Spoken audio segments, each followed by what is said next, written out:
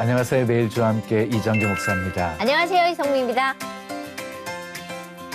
많은 사람들이 가장 좋아하는 영화 가운데 선이 악을 물리치는, 왜 막 그 힘들고 어려운 것들을 막 이겨내면서 악당하고 싸워가지고 마지막에 히히 캔디를 부르는 영화가 인기가 그렇죠. 많죠. 뭐 항상 영화도 그렇고 드라마도 그렇고 선이 악이 이기는 것으로 엔딩이 됐죠. 그래야지만 저희가 속이 후련해요. 그렇죠. 예. 만약에 뒤바꿔서 악이 승리하는 것으로 끝났다 생각해 보세요. 피가 마르죠. 그렇죠. 예. 그런데 이제 성경을 보면은요.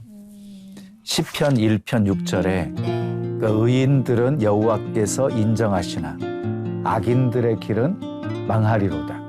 그러니까 인생의 결말은요. 그러니까 성경이 말했지요. 선으로 악을 이기라 하고 말씀한 것처럼 결국 악인의 길의 결말은 망하는 것으로 끝난다고 생각합니다. 네.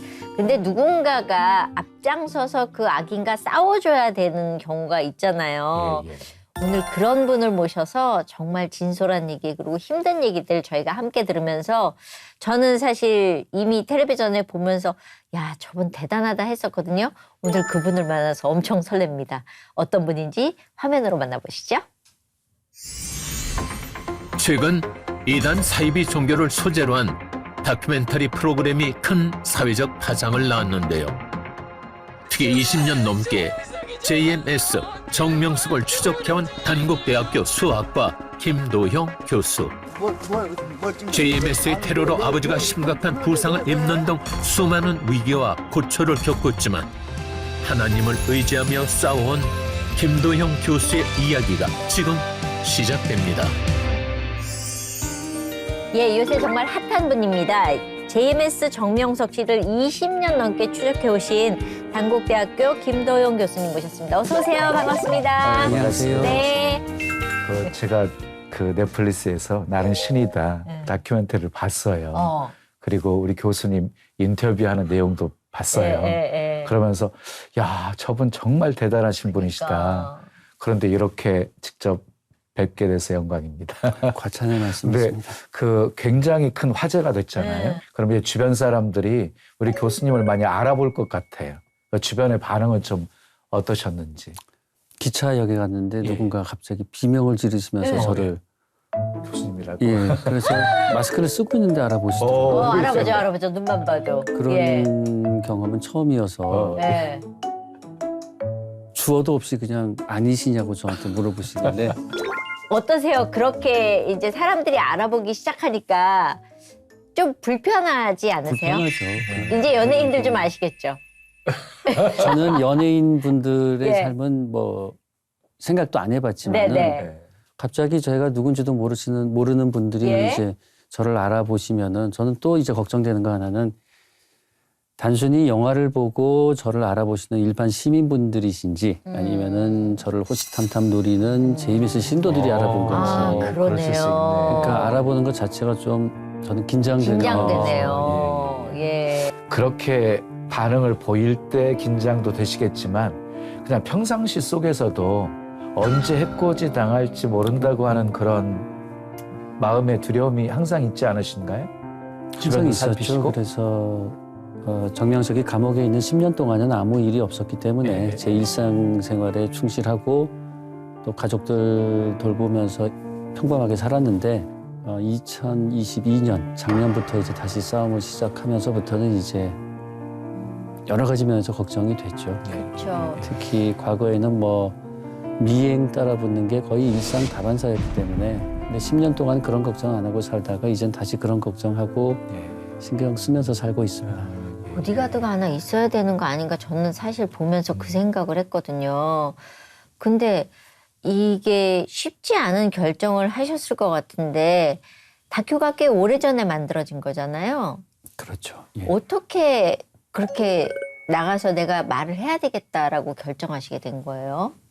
2020년이니까 네. 코로나 막 사태가 예, 터졌을 예. 때 MBC 방송국의 작가라는 분이 연락이 오셔서 네.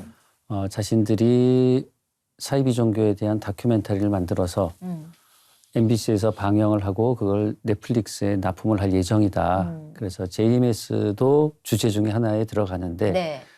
혹시 만나서 얘기를 들려주실 수 있겠냐 해서 만났습니다. 예. 그런데 JMS에 대한 스토리를 너무 잘 모르시더라고요. 작가분도 계시고 오셨고 이제 담당 PD 조성현 PD님도 오셨는데 그분들은 이제 JMS가 사이비 종교 집단이고 한때 우리나라에서 크게 이슈화 됐더라는 것만 알고 계시지 구체적인 건 잘 모르시니까 저에게 이런저런 질문을 하시는데 예.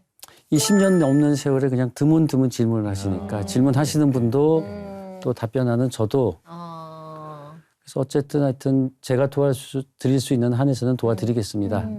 그러고 나서 헤어졌는데 이제 MBC하고 넷플릭스하고 계약이 좀 삐걱삐걱된 모양입니다. 그래서 본격적인 촬영은 2021년부터 시작이 됐고 네. 저는 언론에 좀 속임수를 당한 적이 몇 번 있어서 네. 그 조성현 PD님이 인터뷰를 요청을 했을 때 저는 생각을 해보겠다라고만 말씀을 드렸지 당장 수락하지는 않았습니다. 네.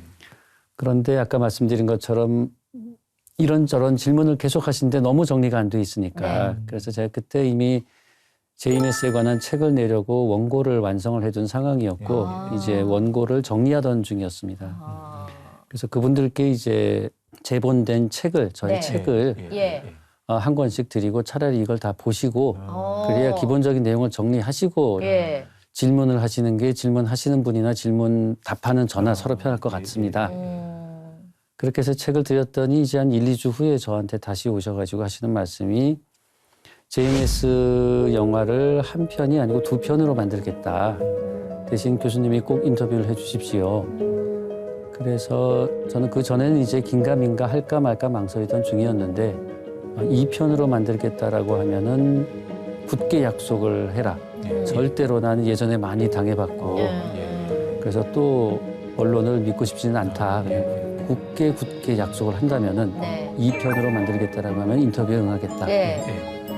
그래서 이제 2편으로 해서 응하게 됐었습니다. 그런데 그렇게 응했을 때 아내분이 가만히 있지 않으셨을 것 같아요. 예. 저희 집사람뿐만 아니고 저희 형수님도 반대하셨고 온통 반대였을 것 같은데요. 그랬었죠. 그런데 이제 그때 저희 아버지께서 예.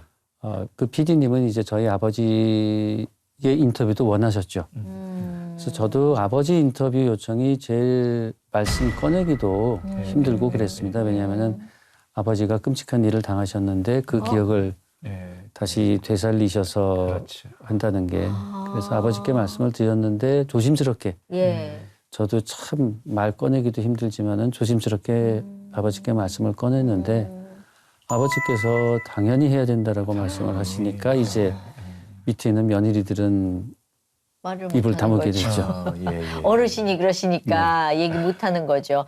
그러면 사실 사모님 입장에서는 왜 굳이 당신이 이걸 나서서 해야 돼? 다른 사람들 하면 안 돼? 라고 저 같아도 질문을 했을 것 같거든요. 당연히 예. 그런 생각하고 그런 얘기도 저한테 했었었죠. 그리고 만약에 그러면 이렇게까지 나가요. 정말 당신 하고 싶으면 나는 가족을 위해서 일단 우리 좀 떨어져 있자. 뭐 이런 얘기까지 할 수 있거든요. 여자 입장에서는. 그래서 작년 3월 달에 예. 이제 호주 국적 피해자하고 홍콩 국적 피해자와 함께 광화문 변호사회관에서 예, 기자회견을 예, 가졌습니다. 예. 그런데 저희 집사람이 저에게 그랬죠. 절대 기자회견에서 나서지 마라. 뒤에서만 도와라. 그렇죠. 한국 남자 중에서 그 부인 얘기 우습게 듣는 남자는 많지는 않을 겁니다. 없죠. 지켜줘야죠. 굳게 약속을 예, 하고. 예, 예. 그런데 이제 상황이 그렇게 되질 않게 흘러가게 됐죠. 계속. 그래서 집사람한테 혹시 이런 상황이면 나가도 될까라고 예, 예. 하면은 그냥 벼락같이 화를 그렇죠. 내고 무슨 소리 하는 거야? 집이 먼저지. 지금 정신이 있어 없어 이렇게 나가는 거죠. 그거보다 좀 더 세게 아 그러니까 예, 제가 예. 방송이니까 지금 아내가 그렇게 반응하는 것은 당연한 거죠. 남편의 안전, 가족들의 안전 때문이잖아요. 그럼요. 예. 그렇죠? 그래서 저도 되도록이면은 안 하려고. 안 하려고 했었죠. 변호사님하고 피해자들만 나가도 충분할 것 같은데. 그래서 제가 변호사님께 말씀드렸어요. 변호사님하고 피해자가 나서면 충분하지 않겠냐. 그랬더니 그래도 이게 처음 벌어진 일이 아니고 과거부터 있었던 일이고 과거에 있었던 일을 누구보다 잘 아는 사람이 김도영 교수님이니까 교수님이 마이크를 잡아주셔야 될 것 같다. 예. 그래서 생각해 보겠다라고만 이제 말씀을 드리고 저도 계속 이제 기자회견을 하느냐 아니면은 집사람 말을 듣느냐 이 안에서 고민을 하던 중에 이제 홍콩 피해자가 한국에 왔고 호주 네. 피해자와 변호사 사무실에서 예. 변호사님들과 홍콩 피해자 저 그리고 줌으로 연결해서 호주 피해자하고 네. 이제 회의를 하는데 네. 어느 순간 갑자기 이제 두 분이서 동시에 울더라고요. 그래서 둘이서 울면서 말도 못하고 있는데 그 상황에서 제가 집사람 또 무섭지만 이 약자들의 눈물을 보고는 이걸 내가 마이크를 안 잡으면 내가 참 비겁한 놈이다 싶은 생각이 들어서 그때 이제 나중에 집사람한테 어떻게 혼이 나든 결정을 하셨네요. 결정을 했고 네. 그렇지만 기자회견장 가는 날까지도 집사람한테는 절대 안 하니까 염려 마라. 그런데 이제 결국 들통났잖아요. 마음에는 정해놓고. 네, 들통났을 때 아내가 어떻게 행동을 하셨어요? 그땐 포기죠 뭐. 일단은 그 기자회견 날 뉴스는 집사람이 보지를 못했고요. 며칠 후에 누군가 뉴스를 보고 저희 집사람한테 문자를 보냈더라고요. 누구 아빠 텔레비에서 봤다. 그러니까 이제 집사람이 검색을 해보고는 저한테 이제 문자를 보낸 게 너는 JMS와 가정과 JMS를 바꿨다. 무서워. 그러면서 이제 이혼 선언을 했죠. 이혼 선언까지. 근데 사모님 입장이면 그럴 수밖에 없는 게 뒤에 어떤 일이 어떻게 벌어질지 모르니까 그렇지. 아이들과 그 모든 것들을 위해서 그리고 어떤 면에서 남편을 위해서 이렇게 겁을 좀 주면 혹시 그만해야 되겠다라고 마음을 바꾸지 않을까라는 마음이 더 크셨을 것 같아요. 누구라도 그랬겠죠. 예. 네, 당연히. 예. 그랬는데. 그러니 뭐 그렇게 화가 났는데 또 집에 들어가서 부딪히느니 예. 집에 들어오지 말라고 하더라고요. 말 잘 들었군요. 그땐 또. 그래서 그 집에 들어오지 말고 이혼이라 그러는데 집에 들어가 봐야 더 화만 돋구는 것 같고. 예. 그래서 학교 근처 여관에서 한 달 정도를 전전을 했습니다. 웃으면 안 되는데. 아니 근데 뭐 울 수도 없는 노릇이 여관 생활을 하니까 이게 빨래가 힘드니까요. 그쵸.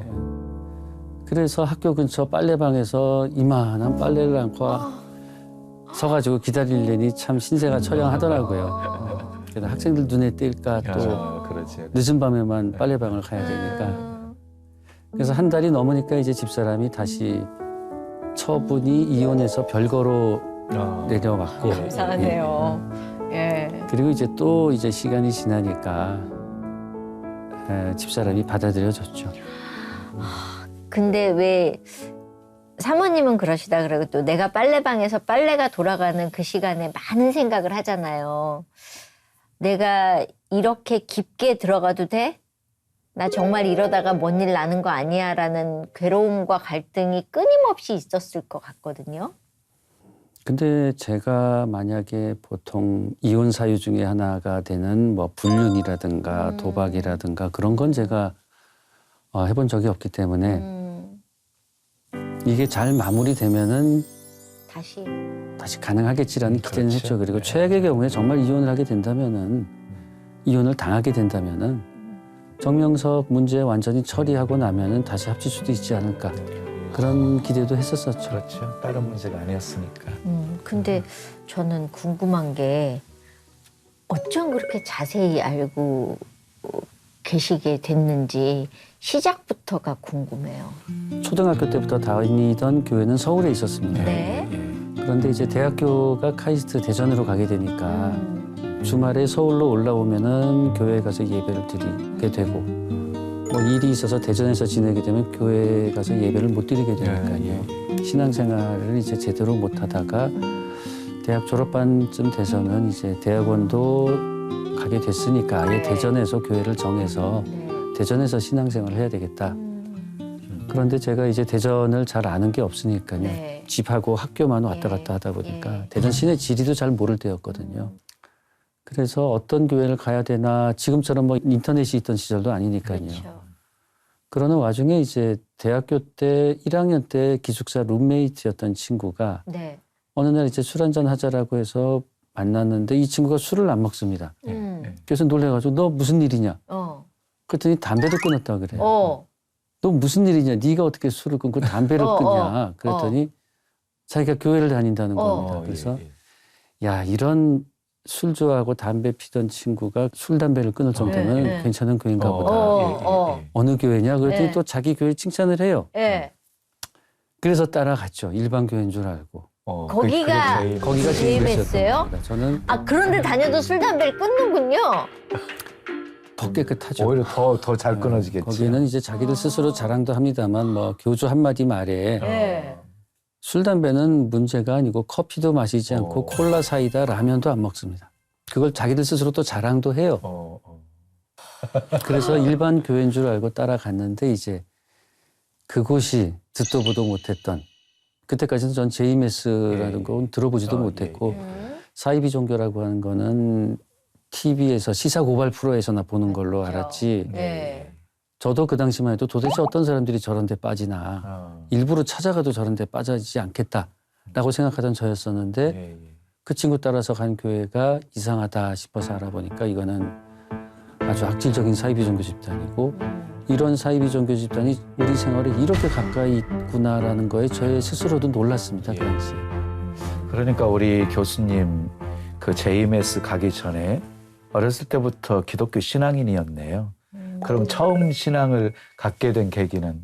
초등학교 1, 2학년인지 그게 하도 기억이 가물해서요. 초등학교 입학 전인지 직후인지 기억이 안 납니다만은 저희 어머니 따라서 교회를 가게 돼서 주일학교부터 주일학교부터 신앙생활을 오래 하셨던 분이신가 봐요. 그래서 어머니 따라서 주일학교부터 해서 교회를 다니게 됐습니다. 교회마다 분위기가 있으니까 처음에 JMS 갔을 때 어떤 분위기였길래 좀 이상하다 이 느낌을 갖게까지 얼마나 시간이 걸리셨는지도 궁금하거든요. 일단은 교회는 나이 드신 분들이 없었어요. 젊은 친구들만. 전부 20대 대학생들 아니면 많아야 30대 정도? 근데 뭐 그거 자체는 그렇게 나쁜 거는 아니고요. 또 좋아 보였겠죠. 더 좋아 보이는 젊은 또 있었죠. 친구들이 많으니까. 그래서 이제 성경 공부를 하자 그래서 저는 당연히 일반 교회에서 제가 해오던 그런 성경 공부인 줄 알고 저희 학교 카이스트를 맡고 있던 간사라는 여자분이 있었습니다. 그래서 그분을 따라서 이제 성경 공부를 하는데 어느 순간 이 교리 단순한 성경 공부가 아니고 자기 교회들만 자신의 교회만 가지고 있는 독특한 교리를 가르치고 있구나라는 걸 이제 느끼게 됐습니다. 제가. 예를 들면은 뭐 성경에는 뭐 신이 인간을 창조했다 그러지만 실제로는 그게 아니고 창조 후에 진화에 맞게 진화해 와서 인간이 된 거다 이런 요상망측한 소리를 해대기 시작을 하고 그러니까 처음부터 거부가 생겼겠네요. 기독교 신앙을 갖고 있던 뭔가 상황에서. 정상은 아니다라는 건 그렇죠. 느꼈죠. 진화론이 맞다라는 얘기를 하지를 않나. 또 성경에 여러 가지 이적을 얘기를 하면서 이거를 요상하게 해석을 하더라고요. 성경은 비유로 써 있는 거다. 성경에 써 있는 비유라는 문구를 여기저기 짜집게서 가져옵니다. 그래서 봐라, 성경은 비유로 써 있다. 그래서 비유를 제대로 풀어야지 그렇지 않으면 성경을 문자 그대로 믿는 그런 잘못된 신앙을 하게 된다. 이런 식으로 비유가 중요하다라는 교육을 하면서부터 이제 점점 이상한 비유를 해석을 해서 이상한 교리를 이제 전개가 되더라고요. 그렇게 해서 알고도 다니신 거예요? 아니면 알고 바로 빠지신 거예요? 어느 정도는 성경 해석의 여지를 다르게 할 수도 있겠다라고는 생각은 했습니다. 왜냐하면 기독교 내에도 여러 가지 교파가 있지 않습니까? 그래서 어느 정도까지는 용인을 하고 계속 들어보자 했는데 이제 그 교리 교육의 목적이 이제 뚜렷한 것이 뭐였냐면은 예수님의 신성을 깎아내린다라는 걸 저는 강하게 느꼈습니다. 예를 들어서 오병이어의 기적도 비유다. 그래서 어떻게 떡 5개와 물고기 2마리로 수많은 사람을 먹일 수 있냐. 말도 안 되는 얘기고 예수님이 마술을 부려가지고 떡을 더 키우고 물고기를 키운 거 아니지 않느냐. 그 비유는 뭐냐. 뭐 예수님의 말씀을 듣고 감동받은 이 청중들이 자기 주머니에서 금전을 스스로 내어놓아서 그걸로 이제 나눠 먹은 것. 그거를 오병이어의 기적이라고 한다.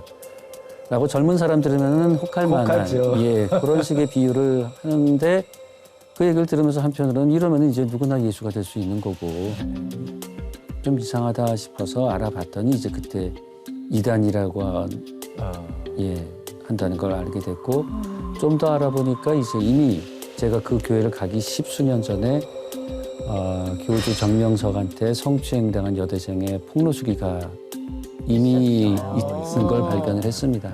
그런데 좀 이상하다 싶으면 그냥 대부분이 나만 발 빼잖아요.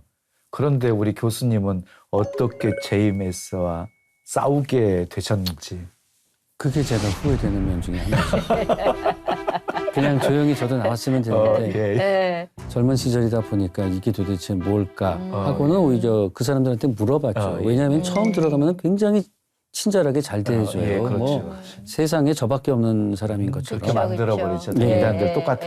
그래서 그 저를 관리하던 간사한테 물어봤죠. 이런 성추행 폭로수기가 있더라. 이게 뭡니까? 그랬더니 그리고 저도 교리에 대해서도 이제 기존에 제가 배우던 교리와 다르니까 의문을 던지고 하니까 이제 이 간사가 자기 선에서는 감당이 안 되겠다 싶었는지 전도사를 소개를 해주더라고요. 그래서 이제 전도사가 저를 전담을 해서 교리 교육을 하고 상담을 하는데 그 내용 중에 하나가 이제 성추행 폭로수기는 가짜다. 자기들 교리가 통일교와 비슷한 면이 없지 않아 있는데 그것 때문에 항상 통일교가 우리를 모함을 한다. 내가 정명석 선생님을 몇 년 동안 가까이서 모셔봤지만 그런 일은 있지도 않았고 만약에 그게 사실이었으면 내가 먼저 탈퇴했을 거다. 제가 이렇게 조용히 얘기하지만 아주 그냥 억울하다는 표정과 억울하다는 말투로 그렇게 열변을 토하니까 과연 그런가? 또 젊은 나이에 경험이 부족하다 보니까 저렇게 멀쩡하게 생기고 4년제 대학을 나와서 좋은 직장을 가질 수도 있었던 사람이 직장 생활을 완전히 포기하고 교회 생활에 올인을 하는 거 보고 저 사람의 말이 진실일 수도 있겠다라는 생각이 들었죠. 그러니까 그래서 조금 더 다니게 됐는데 그러던 와중에 이제 정명석이 순회를 온답시고 어느 날 주일에 이제 대전에 오게 된 겁니다. 그래서 이제 정명석을 직접 만나고 정명석의 행태를 직접 보고 나서는 이거는 내가 직접 눈으로 확인한 사이비종 교집단이다라는 확신을 갖게 됐죠. 지금이야 고급 승용차가 많습니다만 90년대 중반에 벤츠는 굉장히 흔하지 않던 차였어요. 그렇죠. 그런데 정명석은 벤츠를 타고 다녔고 자기가 대전 지역에 순회를 왔다고 하면 대전 지역의 목사를 벤츠에 태우고 같이 선교를 의논해야 정상 아니겠습니까? 그렇죠. 그런데 대전 지역 목사는 탈 차가 없어서 제 차를 얻어 타고 네. 정명석이 타고 있는 벤츠 옆에는 어디 술집에서나 나올 법한 초미니스커트를 입은 키 큰 여자들이 벤츠에서 정명석하고 같이 내리는 모습을 보고 저게 어느 세상에서 있을 수 있는 이야기인가. 지금 21세기 2023년에도 목사님 차 옆에서 초미니스커트 입은 그 여성이 내리면 다들 손가락 여자도 쥐고. 태우지도 않습니다. 그러니까요. 예. 네.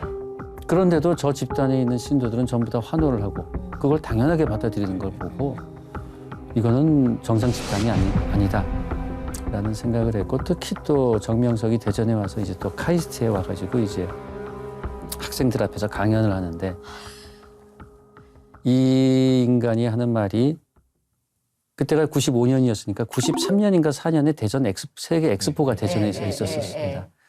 그걸 이제 빗대서 정명석이 하는 말이 자기는 에너지 소모 없이 물을 끌어올리는 기계를 자기는 발명을 했었다. 그래서 그거를 지난 엑스포에 출품도 하려고 했는데 굳이 그럴 필요성을 느끼지 못해서 출품하지 않았다. 이 얘기를 천연덕스럽게 하는 거 보고 저 인간이 에너지가 뭔지는 알고 지금 저렇게 짓거리는 건가. 어떻게 저렇게 교만한가. 그리고 저는 이런 얘기는 이제 가끔 드리면은 언론 관계자분들이 관심을 안 가지셨는데 정명석이 카이스트에 와서 강단에 서서 얘기를 하는데 저는 방청석 그 강의실에 앉아 있으면서 정말 화장실로 뛰어가고 싶은 심정이었습니다. 제 평생에 그 경험이 단 한 번이었고 예, 예. 그 후로는 그런 경험을 하질 못했는데 근데 왜 카이스트에서 그런 사람을 세웠을까? 카이스트에도 신도들이 있었으니까요. 그래서 있었으니까. 네, 네. 그래서 그 신도들이 정명석을 초청을 한 거죠. 예, 예. 그래서 정명석이 카이스트 강의실에서 얘기를 하는데 정명석이 뭐 나불나불하고 얘기를 하는데 저는 그 모습을 보면서 사람의 얼굴과 사람의 말하는 모습을 보고 속이 막 울렁울렁거리면서 무슨 토할 것 같은 정말 너무 그 인상이나 이게 추잡스러워가지고 그래서 어떤 분께서는 저에게 그렇게 말씀을 하시더라고요. 김도영 씨, 당신이 그때 영적인 무언가를 본 거다라고 저한테 말씀을 하신 분이 있었는데 저도 지나고 보니 그 말이 맞는 게 아닌가 싶어요. 맞아, 영적으로 그렇죠. 거부가 온 거예요. 네, 예, 정말 네. 그때 그 느낌이 뭐 온 몸을 뭐 수십 마리의 뱀이 휘감고 있는 그런 느낌? 정말 보는 것만으로도 구역질이 나고 똑바로 보기가 힘들 정도의 그런 느낌은 제 평생에 그때 처음이었습니다. 그래서 이제 JMS를 떠나야지 이 더러운 사이비 종교 집단에 이제 한때라도 몸담았다는 게 기분 나쁠 정도였는데 참 지나고 보니까 운명이 꼬였죠 그때. 저를 관리하겠다라고 이제 저에게 접근했던 그 여자 전도사하고 사랑에 빠졌습니다. 교수님하고? 예. 원래 그 집단은 남녀 간의 이성 교제를 못하게 됐잖아요. 절대로 못하게 합니다. 네. 이것도 이제 걔네 교리의 비유 중에 하나인데 인류의 원죄 아담과 하와 하와가 선악과를 따먹었다라는 이 부분에서 성경에 뭐 요상한 구절을 가져와 가지고 선악과라고 하는 거는 여성의 성기를 비유하는 거다. 즉 그렇게 얘기하더라고요. 선악과를 따먹었다는 얘기는 여자를. 아담과 하와가 성관계를 가졌다는 네, 얘기다. 네. 그런데 성경에 봐라 생육하고 번성하라고 했는데 생육은 먼저 육체적으로 성장을 하고 그다음 번성해서 자손을 낳으라는 건데 얘네들이 속도 위반한 거다. 이게 인류의 원죄다. 그런데 저 바보 같은 기성교회, 정통교단을 기성교회라고 부릅니다. 걔네들은. 기성교회는 바보같이 아직도 문자 신앙을 하고 있고 문자 그대로 성경을 믿고 우리는 정명석 선생님이 말씀의 비밀을 풀어서 비밀을 알고 있는 거다. 그래서 인류의 원죄가 성적인 타락이기 때문에 이제 그걸 깨달은 사람들은 절대로 남녀 교제를 하면 안 된다라는 논리로 발전을 하죠. 그런데도 하여튼 저는 이제 거기까지는 교리 교육을 받지를 못했으니까 그 사람들 논리대로라면은 로미오와 줄리엣은 정말 타락의 주범 중에 주범 아니겠습니까? 그렇죠. 제가 그 네. 전도사한테도 그랬어요. 네. 그러면 로미오와 줄리엣도 타락의 근원이네. 그게 세계에서 전부 찬사를 받는 문학 작품이고 네. 정명석이가 재림이었으면 도대체 언제 그거 바꿀래? 그러면 이제 여자 전도사는 할 말이 없으니 시무룩하게 있죠. 이런 식으로 하다 보니 이제 친해졌고 또 사랑에 빠지게 됐습니다. 한때는 제가 그 전도사한테 뭐라 그랬냐면은 성추행 그 수기에서 어떤 제가 봤던 성추행 폭로 수기 중에 이름을 가명 처리를 하지 않고 한 글자를 X로 해놨습니다. 그래서 제가 그 등장하는 여성의 이름을 아는 것처럼 제 여자 전도사한테 얘기를 했더니 은연중에 그 여자의 실명을 알고 있더라고요. 연배가 큰 차이가 나지 않으니까. 그래서 이제 더더욱이 이 성추행 폭로 수기가 사실이구나라는 걸 확인을 하게 됐고. 그래서 제가 그걸 집요하게 전도사한테 얘기를 했더니 어느 날은 하는 얘기가 선생님이 실제로 기도를 하시고 신유 은사가 있을 수도 있는 거 아니냐. 그래서 신체 검사를 해줄 수도 있는 거 아니냐. 병의 검사를. 그랬어요. 그러면은 한강에 여신도 100명 딱 세우고 그 뒤에 부모님 줄 세워서 감사 헌금 돈봉투 준비해서 부모 보는 앞에서 몸 만지고 돈봉투 받아라. 왜 골방에서 그 못된 짓을 하냐. 그랬더니 아무 말을 또 못해요. 이런 식으로 고생해서 설득해서 그 여자친구를 빼내려고 좀 더 고생을 했었었죠. 근데 어떻게 빠져나왔어요?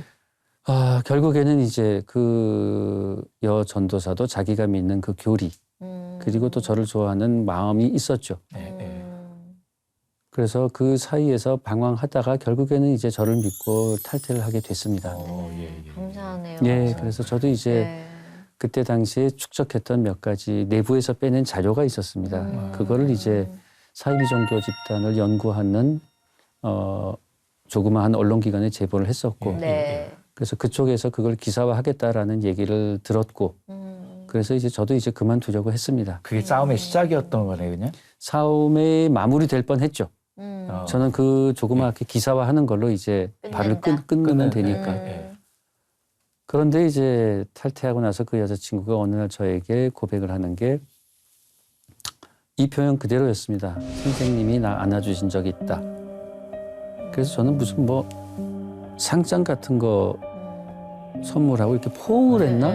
그런 정도로 생각을 했는데 말하는 뉘앙스가 이상해요. 그래서 그게 무슨 말이냐? 그랬더니 한참을 대답을 못하고 그 폭로수기 의 제목을 저한테 얘기를 하더라고요. 그게 이제 성추행 폭로수기인데 그 제목을 얘기한다는 얘기는 자기도 그런 일을 겪었다는 거 아니겠습니까? 거죠. 그래서 정명석이 네 몸에 너 몸을 만졌다는 얘기냐? 그랬더니 말없이 고개를 끄덕끄덕 거리더라고요. 얼마나 힘들었을까요? 그렇죠. 예. 그래서 근데 전수사까지 된 거잖아요. 그렇죠. 그 예, 과정 맞습니다. 없이는 안 되잖아요. 예. 그런데 한편으로 생각해 보면은 저한테도 그렇게 그건 사실이 아니라고 저에게 거짓말을 했었었고 저뿐만 아니고 수많은 사람에게도 그렇게 거짓말을 했을 거 아닙니까? 숨겨야 되니까요. 숨겨야 됐고 예. 또 심지어는 그런 피해를 입고 탈퇴하는 사람을 계속 지켜봤을 것이고 그렇죠. 그래서 저는 그거가 용서가 되기가 쉽지 않았습니다. 그렇죠. 그래서 저도 굉장히 이제 정신적으로 고통을 겪었었고 그리고 나서 이제 보니까 제가 두세 달밖에 그 교회에 있지 않았었지만은 몇몇 보아왔던 여대생들이 제가 탈퇴하기 전부터 이미 안 보였던 여대생들이 있었어요. 인상이 좋고 참 그런 여성들이었는데 그래서 수소문해서 그 여성들을 만나봤더니 바로 정명석이 대전 카이스트에 왔던 바로 그때 이제 피해를 입었었더라고요. 그리고 나서 이제 생각을 정리해보고 사람들을 만나보니 정명석이 전국을 돌아다니면서 서울, 대전, 대구, 부산 이렇게 순회 주임하다 돌아다니는 거는 새로 전도된 여신도들 성폭행하러 돌아다니는 거였던 겁니다, 이게. 그리고 이제 주중에는 자기가 사는 금산군, 진산면, 성막리, 월명동 자기 생가, 성지 해놨죠. 지들식으로 얘기하면 이제 성진 거죠. 동방의 예루살렘. 예. 주중에는 여기서 성폭행하고 주말에는 순회하면서 이제 소리하면서 하고. 그걸 보니까 이게 말이 되는 소린가 싶고 저 스스로도 이제 믿기지가 않을 지경이었고 그런데 이게 너무나 버젓이 벌어지고 있고 전국에 있는 모든 대학에 서클이 다 있고 그 당시 카이스트에도 서클이 있어서 동아리에서 공식적으로 회원들을 모집하고 서울대에서부터 해서 고려대, 연세대, 서강대, 뭐 제주대학까지 한반도를 완전히 관통하는 동서남북으로 모든 대학에서 이런 일이 벌어지고 있다니 이건 말도 안 되는 소리 아니겠습니까? 젊은 사람들이 그렇게 많이 모이는 게 전 좀 신기했었어요. 왜냐하면은 그걸 아는 거잖아요.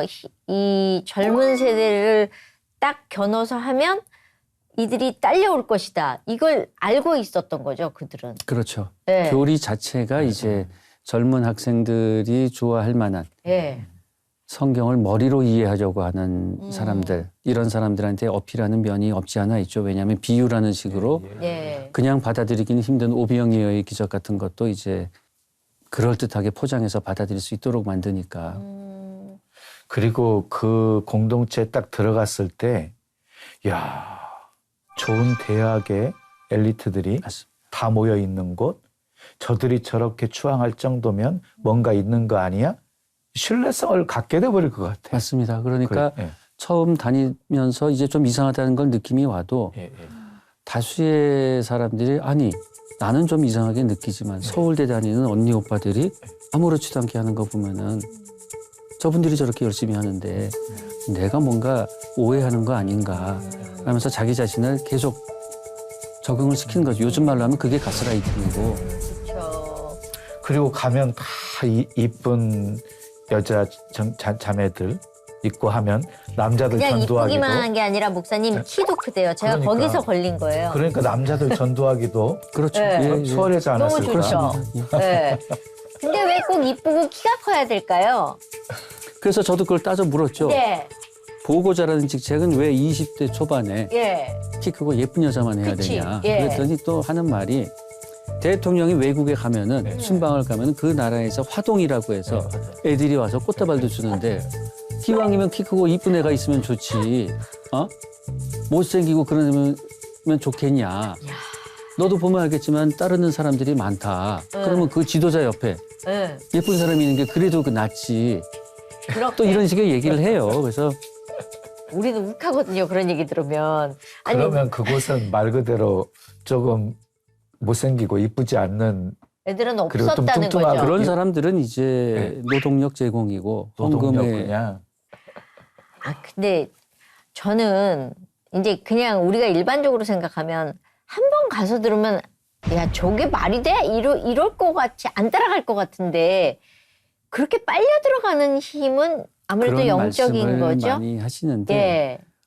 방송에 나오는 어떤 그런 황당한 장면을 예. 보시고는 일반인들은 아니 저런 거에 어떻게 빠지나 그러는데 그런 예. 황당한 장면은 이미 가랑비 옷 젖듯이 조금씩 적응해서 정명석을 훌륭한 인물로 받아들인 후에 보게 되기 때문에 처음부터 그런 모습을 보면 아무도 빠지지 않죠. 네. 그런데 이제 정명석이가 그랬다면서요. 1만 명 이상? 예? 뭐 성폭행? 그걸 뭐 대놓고 이렇게 한 얘기인가요? 그건 절대 대놓고 하면은 걸리죠.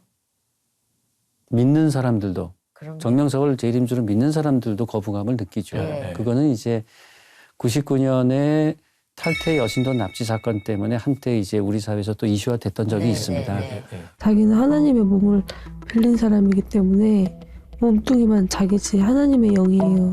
가게 하면은요 자기 보고 불러버려요. 여보 뭐 불러보라 그러고 주님이라고 불러보라 그러거든요. 그러다 보니까 정명석을 아주 초창기부터 따랐던 목사들 그룹이 그때 이제 99년에 탈퇴를 하게 되는데 탈퇴를 하면서 이제 진정서를 작성해서 저에게 넘겨준 적이 있습니다. 그 탈퇴 목사들의 증언에 따르면은 초창기부터 정명석이 했던 게 1만 명의 여성을 성적 구원을 통해서 하늘의 애인으로 만드는 게 하나님이 자기에게 준 지상명령이다. 쉽게 말해서 자기는 10,000명을 성폭행하라고 하나님이 시키셨다. 이런 말을 한 적이 있다라고 초창기 재임에서 목사들이 증언을 하신 거죠. 그러면 교수님이 생각할 때 정명석이 그런 계획대로 그렇게 성폭행을 수없이 했었는데 그 10,000명을 넘었을 거라고 생각하세요? 저는 개인적으로 그렇게 추측을 합니다. 근데 지금 이제 결혼해서도 살고 또 얘기하기도 그렇고 그러니까 사실 빙산의 일각만. 등산의 일각 중에 일각이고요. 며칠 전에 그 넷플릭스를 제작하신 조성현 PD님께서 어느 라디오 방송에 나와셔서 네. 한날 한시 한 장소에서 어머니와 딸을 같이 성추행을 했습니다. 이 시간이 뭐 30분도 안 걸리는 시간이거든요. 그러면 JMS가 언제부터 어떻게 이렇게 확산이 시작이 된 거죠? 1978년에 이제 정명석이가 이제 지 나름대로 창업을 하겠다라고 결심을 했겠죠. 78년에 서울로 올라옵니다. 제가 정명석의 큰형한테 직접 들은 말인데 정명석이가 여러 군데의 이단에 있었다라고 정명석의 큰형이 직접 저에게 얘기를 해주더라고요. 통일교회도 있었고 네. 어디에도 있었다. 이단에서 배운 그대로 교리거든요. 맞습니다. 그래서 그 정인석이라고 정통교회 목사님이세요. 그분이 이제 저에게 해주는 얘기가 자기 동생을 자기가 그래도 꾸짖기도 했다. 그런데 다니지 마라. 그런데 말을 안 들었다. 그러니 정명석이가 이런저런 여타 이단 종교를 다니면서 교리 교육을 받았다는 건 이제 기정사실화돼 있고 거기서 이제 자기 나름대로 교리를 갈고 닦았겠죠. 그리고 이제 이 사람이 또 머리를 굴려가지고 성경에 여기저기를 짜집기를 해가지고 재림 예수는 1945년 아니면 1946년에 태어난다. 이거를 45년생. 만들어 가지고는 이제 창업을 시작한 거죠. 서울에 그쵸. 와서. 그래서 네. 이제 신촌의 대학가에서부터 이제 시작을 합니다. 대학생들을 여기저기서 돌아다니면서 성경 말씀 들어보지 않겠냐라고 하는데 이제 첫 번째 전도된 게 이화여자대학에 재학 중이던 김모 씨라는 여대생이었습니다. 뭐 미화됐기도 했겠지만 그 김모 씨도 지금은 탈퇴를 했지만은 탈퇴하기 전에 그 안에서 뭐라고 증언했냐면은 정명석 선생님을 처음 뵙고 말씀을 몇 번 듣고는 당장 그분임을 깨달았다. 그래서 자기는 이걸 복음을 전하기 위해서 자기와 같은 연합 기독 동아리에서 활동하던 서울대학교 도고동문학과의 안모 씨를 불러서 성경 말씀을 듣게 했고, 그래서 이 사람도 당장 선생님을 알아보고 감화됐고, 그래서 이화여제에서부터 시작된 것이 서울대학교, 그다음 연세대학교, 고려대로 이렇게 가면서 소위 말하는 명문대가 이제 제일 먼저 전도가 된 거죠. 그러면서부터 80년대 군사정권에서부터 학생들이 그 암울했던 시기에 자신의 의사도 제대로 표현하지 못하는 그런 시대다 보니까 신앙으로 심취를 하든가 아니면은 이제 민주화 운동이라고 하는 것에 투신을 하든가 이런 과정에서 이제 JMS가 확장이 됐고 특히 90년대에서 가장 큰 교세가 확장이 됐습니다. 그런데 이제 그 다 엘리층을 포섭했으니까 그 출신들이 뭐 방송계, 뭐 법조계, 뭐 안 들어간 데가 없을 거 아니에요. 그럼요. 예. 그러면은 그 JMS하고 그렇게 싸울 때 그들도 가만히 있지 않았을 텐데. 99년에 이제 탈퇴 여신도 납치 사건이 벌어져서 서울에서 탈퇴 여신들을 끌고 정명석이 있는 금산으로 납치를 해갔습니다. 네. 근데 이걸 목격한 친구가 경찰에 신고를 해서 112 신고를 해서 차적 조회를 거쳐서 금산에서 이제 그 차량을 검거를 했고 네. 여신도를 구출을 했습니다. 네. 이 여신도가 구출이 돼서 경찰에서 진술한 게 나는 상습적으로 정명석에게 성폭행을 당했고 나와 같은 여자가 수백 명에 이른다. 그러니까 이제 아침 뉴스부터 이제 이런 내용이 보도가 된 겁니다.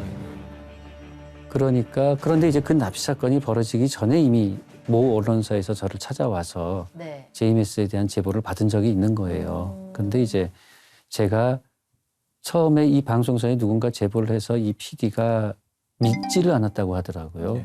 요즘 시대에 이런 일이 있다는 게. 그런데 이제 PC통신을 검색해 보다 보니까 제가 쓴 글을 발견했고 거예요. 그 글이 이 여학생이 했던 얘기와 완전히 똑같으니까 이 PD가 저를 찾아와서 만났던 적이 있습니다. 그래서 네. 그 PD가 자기가 절대로 가만 있지 않겠다. 자기를 믿어달라. 했는데 그러던 와중에 납치 사건이 또 터진 겁니다. 그러니 이제 이 납치 사건은 납치 사건대로 보도가 되고 예. 이 PD가 미리 준비해놨던 예. 저의 도움을 받아서 준비했던 뉴스를 다음날 또 터뜨렸죠. 예. 그래서 두 번째 날 뉴스가 나간 그 다음 날 이제 저의 핸드폰이 울려서 받아봤더니 검찰청이다. 네. 그래서 저는 뉴스에서 이렇게 이슈가 되니까 수사기관에서 수사를 하려고 저를 하나 찾는 보다. 모양이구나 네. 라고 했는데 검찰청이라길래 예 반갑습니다 했더니 당신 말이야 당신이 제보한 걸로 들었는데 당신 그거 근거 있나? 예 있습니다. 이러이런 하는데 이것 봐 당신 말이야 그건 출판물에 의한 명예훼손으로 처벌받을 수 있고 인생 망가지기 싫으면 조심해라. 그래서 제가 죄송하지만 어느 검찰청이 누구십니까? 그랬더니 광주지검의 이모모 검사다라고 얘기를 하더라고요. 그래서 그때 당시에 이제 전화에 녹음 기능이 없어서 이거는 보통 일이 아니다 싶어서 녹음을 해야 되겠다 싶어서 전화를 끊었습니다. 객관적인 사실은 그 사람은 이제 정명석이 직접 주례를 해서 JMS 신도들끼리 짝을 지어준 부부가 JMS 신도인 거였습니다. 그래서 그 현재 검사가 이제 저를 협박을 했었었고 그리고 또 이제 정명석이 해외 도피하던 중에 저로 인해서 이제 검거가 된 적이 있습니다. 그랬더니 이제 테러 사건이 벌어지고 저에 대해서 어마어마한 공격을 한 적이 있는데 네. 저도 폭행을 당했고 그 후에 또 저희 아버지도 테러를 당하는 일이 있었는데 아버지 어떡해요? 어떻게 테러를? 그러니까 정명석이 이미 말레이시아에서 성범죄로 기소 중지돼 있던 상황이어서 홍콩에서 홍콩 주재 한국 총영사관을 찾아갔다가 여권을 몰수를 당했습니다. 그래서 영사님이 너 한국으로 들어가라. 여행자 증명서를 발급해 주겠다. 여권 지면 연장은 못 해준다 했더니 이제 정명석이 도망을 간 거죠. 그래서 이제 비자 없이 입국했기 때문에 불법 체류자가 된 겁니다. 예. 근데 그 와중에 2003년 2월에 또다시 한국에서 쌍둥이 여신도를 불러서 또 성폭행을 했습니다. 그래서 이 쌍둥이 여신도들이 한국으로 와서 저에게 연락을 했고 그래서 저희가 고소를 해서 인터폴에 적색수배가 됐죠. 그런데 적색수배가 됐는데도 이제 이 녀석이 또 쌍둥이를 성폭행한 장소에서 위치를 또 옮겼습니다. 홍콩 내에서. 그래서 이 녀석이 도대체 어디 있나라고 저희가 호시탐탐 하던 중에 저희에게 제보가 왔습니다. 정명석을 만나러 홍콩을 가는 여자 목사 3명이 있다. 그 비행기 티켓을 알고 있다. 그래서 저희가 이 여자 목사 3명을 미행을 해서 정명석의 위치를 파악을 했고 그래서 홍콩 이민국에 신고를 해서 정명석이 구속이 됐습니다. 네. 그런데 변호사 선임하고 보석금 내고 석방이 된 다음에 바로 중국 본토로 밀항을 했죠. 예. 밀항을 한 다음부터 이제 설교 내용이 가라지를 불태워 죽여라. 흑암의 세력과 맞서 싸워라. 가라지라는 게 이제 성경의 알곡과 가라지거든요. 네, 자기들은 네, 알곡이고 이제 네. 반대 세력은 가라지다. 네. 가라지를 불태워 죽여라라는 건 무슨 말인지 명확하지 않습니까? 그렇죠. 그래서 저희가 이제 신호철 기자님이라고 시사저널 기자분하고 네. 저희 엑소더스 사무실에서 인터뷰를 하고 있을 때 제임스 신도들이 들이닥쳐서 네. 폭행을 당한 적이 있고 한 달 후에 또 같은 장소로 또 쳐들어서 폭행을 당했고 그 다음에는 이제 이거는 얼굴을 드러내놓고 폭행을 하는 거라서 그나마 폭행이라고 말할 수 있겠습니다만 그 다음부터는 이제 정명석을 홍콩에서 직접 체포했던 저희 회원이 귀갓길에 원룸 계단에서 이제 쇠파이프로 머리를 집중적으로 가격을 당해서 나중에 경찰 조사를 보니까 미리 이 센서 등의 등을 다 뽑아놨더라고요. 불이 안 켜지게. 그래서 계단 올라올 때 달려들어서 머리를 가격하고 동시에 밑에서 3명이 올라와서 팔을 붙잡아서 꼼짝도 못하게 하고 머리만 집중적으로 가격을 했죠. 이게 2003년 10월 26일의 일이고 그 바로 다음 날이 이제 저희 아버지를 테러하기로 또 용인해서 방금 말한 친구는 전북 전주에서 벌어진 일입니다. 이게 26일 날 벌어졌고 바로 다음 날은 이제 경기도 용인에서 저희 아버지를 테러하는 게 목적이었는데 아버지가 귀가가 늦으시고 하니까 실패 그리고 29일 날 결국엔 저희 아버지를 테러를 했죠. 저희 아버지는 일체 저항 없이 그냥 속수무책으로 테러를 당하셨죠. 그래서 그 테러 당한 얼굴 사진 봤더니 형체를 알아볼 수 없을 만큼. 그러니까 그 사진은 굉장히 부기가 많이 빠진 후예요. 네. 그러니까 이 운전석에 있을 때 쇠파이프를 휘두르니까 이게 그냥 박히면서 자동차의 그 굵은 유리가 그냥 그대로 얼굴에 박혀버리면서 구멍이 뚫려버렸죠. 그리고도 이제 이쪽에서 유리를 또 깨서 계속 찌르고 그래서 결국에 아버지는 살아 계신 것이 기적이. 의사가 저에게 그랬어요. 정말 운 좋으시다고 2cm만 빗 맞았으면은 현장에서 절명했을 거다. 의사가 그런 얘기도 저에게 해준 적이 있습니다. 근데 이 모든 것들이 지금 그 책에 잊혀진 계절 예. 거기에 다 기록이 돼 예, 있는 기록이 건가요? 되어 있습니다. 쉽지 않았을 것 같은데 이거 저희가 좀 조심스러운데요 했을 것 같은데 어떻게 책이 나왔어요? 그래서 이제 2018년 2월에 정명석이 출소를 한다는 걸 알고 있었으니까 네, 네. 제가 책을 내려고 원고는 그 전부터 준비를 했습니다. 네. 그런데 이제 이 책을 일반 출판사가 출판을 하게 되면은 민사소송은 당연히 당할 거고 또 신도들이 출판사에 쳐들어서 행패 부리고 테러 염려도 예, 있고 일반 출판사는 이 책을 출판을 못한다는 거를 저는 알았기 때문에 정명석이 2018년 2월에 출소하기 한 달 전에 제가 출판사를 아예 만들었습니다. 출판사를 만들어서 끝내주시네요. 네, 그 출판사로 책을 출판을 하게 된 거죠. 예. JMS뿐만 아니라 다른 이단도 많잖아요. 그 이단에 많이 미혹돼서 넘어가는 사람들이 많은데요. 어떤 부분을 주의하고 좀 경계하면 좋겠는지 좀 설명해 주시면. 이단의 사이비에 빠지는 분들은 다 나름대로 또 정당한 이유가 있어요. 본인 입장에서는. 그 중에 하나가 아마 가장 큰 게 말씀이 맞다. 그리고 나는 직접 영적인 체험을 했다. 이런 게 아마 가장 큰 두 가지일 겁니다. 그런데 말씀이 맞다라고 하는 거를 우리나라는 웬만한 기독교 계통의 이단 사이비는 이 맥을 관통하는 공통된 교리를 사용하는 게 있더라고요. 네.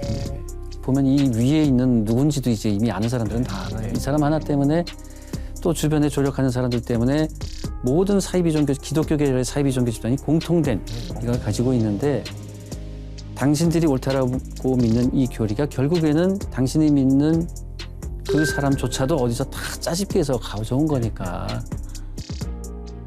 좀 겸손하게 자신이 옳다고 믿는 교주를 비판하는 걸 겸손하게 한번 경청해 주시기를 아마 그분들은 그 얘기가 안 들어올 거예요. 그게 전 교만이라고 봅니다. 자기가 옳다라는 또 영적 체험을 했다. 분명히 말씀드리는데 정명석도 초창기에 영적인 능력이 있었어요. 그리고 그 정도 영적인 능력이면 동네 무당한테도 다 있습니다. 맞아요. 네, 그래서 초창기에 정명석의 어떤 예언이 맞았다라는 말씀을 하시는 걸 보고 이 사람이 재림주다라고 믿는 사람이 많았는데 그런 거는 동네 무당도 다 하는 거니까 좀 거기에도 너무 혹하지 마시라는 거. 그게 본인이 영적 체험을 할지라도 그게 밝은 영인지 악한 영인지 그렇지. 그거는 인간은 네, 네. 구분 못합니다. 네, 네. 그래서 거기에도 너무 큰 의미를 두시지 말았으면 그렇게 조언을 해드리고 싶습니다. 저는 포기하실까봐, 지치실까봐. 제 섣부른 판단인지는 몰라도 지금 최소한 정명석을 거의 죽을 네. 때까지 못 나오게는 할 수 있을 것 같습니다. 아, 그래요? 왜냐하면은 피해자들이 점점 많이 고소를 하고 있기 때문에 단순히 뭐 산술적으로만 계산해도 예. 이 사람은 최소 100살은 넘겨야 살아서 나오지 않을까 제 추측에는. 네. 그래서 저는 개인적인 바람이 정명석이 오래오래 살기를 바라고 그거보다 조금 더 형량이 높기를 바라고 그래서 죽을 때까지 감옥에서 못 나왔으면 하는 게 제 첫 번째 바람이고 교단을 무너뜨린다 그건 제 영역에 바뀐 것 같습니다. 저 혼자 할 수 있는 게 아니기 때문에 수사기관과 국가가 나서 주셔야 되는 거고 국가가 나서서 저 집단을 무너뜨리는데 제가 할 역할이 있다면 당연히 해야 되는 거고요. 그래서 할 수 있는 데까지 최선을 다해보겠다라는 각오입니다. 혹시 이렇게 일하시면서 왜 말씀이나 기도나 이런 것들이 나의 힘이 되고 그래서 포기했다가 또 붙들고 일어나고 포기하다 붙들고 일어나고 뭐 이러신 적도 있으세요? 과거 이제 테러 사건이 벌어지고 했을 때는 정말 이제 저도 각오를 했었었죠. 네. 이제 다음에 테러 사건이 벌어지면 이건 테러가 아니고 처음부터 살인을 목표로 할 거라는 거는 각오를 하고 있었고 그 타겟은 이미 이제 제가 첫 번째가 될 거라는 것도 각오를 하고 있었습니다. 그때는 이제 진짜 언제 죽을지 모르겠다라는 각오를 하고 있었고 정말 목숨이 경각에 달렸다라는 생각이 드니까 자연히 성경을 보게 되더라고요. 네. 그래서 그때 이제 시편 말씀을 보면서 굉장히 감동을 많이 받았었습니다. 그리고 숱하게 많은 JMS 신도들 아까 말씀드렸지만 현직 검사하고도 싸웠었고 국정원 직원하고도 싸웠고 또 JMS 신도인 기자가 또 저를 공격을 한 적도 있었고 심지어는 이제 JMS에서 위장 시민단체를 만들어서 방송국에 제보해서 아예 그냥 방송국에서 이제 저를 아주 대단한 병역 비리가 있는 사람인 것처럼 보도를 한 적도 있습니다. 그걸 일일이 다 상대를 할 때는 거의 진짜 제 스스로도 제가 이제 살아있다는 게 신기할 정도로 제가 미치지 그 당시 또 아버지는 병실에 계셨었어요. 테러 때문에. 그 와중에 뭐 언론이 주간지가 공격을 하고 일간지가 공격을 하고 방송국이 나서서 공격을 할 때는 저도 진짜 제가 미치지 않은 게 제 스스로 신기하다 정도였는데 그 후에 이제 또다시 목숨이 경각에 달렸다라고 할 때는 자연히 성경을 보게 되었고요. 제가 제 욕심으로 막 제 감정을 앞서서 싸울 때는 이건 당연히 돼야 되는 일인데도 안 되는 경우가 많아서 실망을 하고 그랬었는데 아예 그냥 욕심을 내려놓고 성경을 보고 위로를 받을 때는 이거는 그냥 될 일이 아닌데 예를 들어서 현직 검사가 잘렸습니다. 결국에는. 아하. 이게 대한민국 건국 이래 현직 검사가 면직된 1호가 바로 저를 협박했던 그 현직 검사인데 과거 현직 검사가 JMS를 돕다가 면직돼 취소 소송까지 냈지만 패소하기도 했는데요. 이게 대한민국 건국 1호 건국되고 나서 첫 번째 면직당한 사람인데 이게 제가 제 스스로 제 욕심을 내려놓고 그랬을 때 이제 이런 일이 벌어지는 걸 보면서 제가 그때 느낀 게 이건 내가 하는 게 아니다. 내가 욕심을 내고 내 감정을 앞서면 당연히 돼야 되는 일인데도 되지를 않았고 포기하고 성경을 읽고 그래도 하나님께 기도를 할 때는 이게 거짓말처럼 풀리는 거 보고 이거는 내게 하는 게 아닌 것 같다라는 생각을 느낀 적이 있습니다. 앞으로 그러면 기도 제목하고 앞으로 하실 일이 너무 많을 것 같아가지고 저는 빨리 JMS 사태가 마무리되고 일상생활로 돌아가서 학생들 가르치고 제 공부하면서 제 마음의 평안도 완전히 찾아서 교회를 다니면서 신앙생활을 제대로 다시 한번 해보고 싶습니다. 네. 오늘 사실 다 못다한 얘기는 저희가 잊혀진 계절로 또 한번 읽고 한 5년 뒤에 다시 한번 뵐까요? 다 끝나지. 그때는 이제 다 끝났겠죠. 다 끝났- 그렇죠? 예. 마음 편하게 그럼 그때 한번 또 뵙도록 하겠습니다. 알겠습니다. 오늘 나와주셔서 감사합니다. 네. 감사합니다. 예. 목사님 오늘 교수님께 말씀해 주신다면은요. 빌립보서 1장 6절 말씀을 드리고 싶어요. 너희 안에 착한 일을 시작하신 이가 그리스도 예수의 날까지 능히 이루실 줄을 확신하노라. 우리 주님이 교수님 마음속에 착한 일을 시작하셨고 그 일을 끝까지 이룰 수 있도록 함께 하시고 도우시고 역사하실 것이라고 믿습니다. 네. 저희 생각나실 때마다 함께 기도해서 우리가 정말 선한 싸움을 했으면 좋겠습니다. 오늘 여기까지입니다. 저희 다음 시간에 오겠습니다. 감사합니다. 감사합니다.